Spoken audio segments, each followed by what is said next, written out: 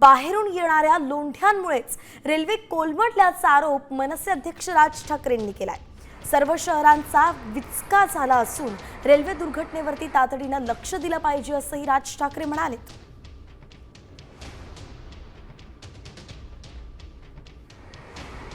गेले इतके वर्ष जे मी तुम्हाला सांगतोय की बाहेरून येणारे जे लोंढे आहेत आपल्या सगळ्या शहरांवरती आदळणारे, याच्यातनंच ही रेल्वे कोलमडली कशासाठी?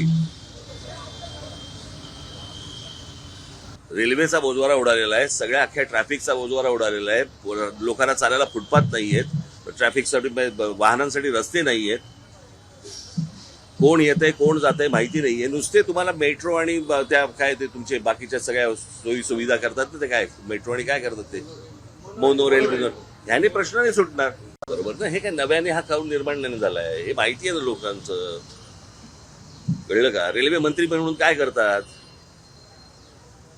आता हे सगळं आनंद आहे त्याचा, रेल्वे मंत्र्यांनी राजीनामा द्यावा। राजीनामा कशाला द्यावा? जावं तिकडे, बघावं काय चाललंय ते सुधारावं।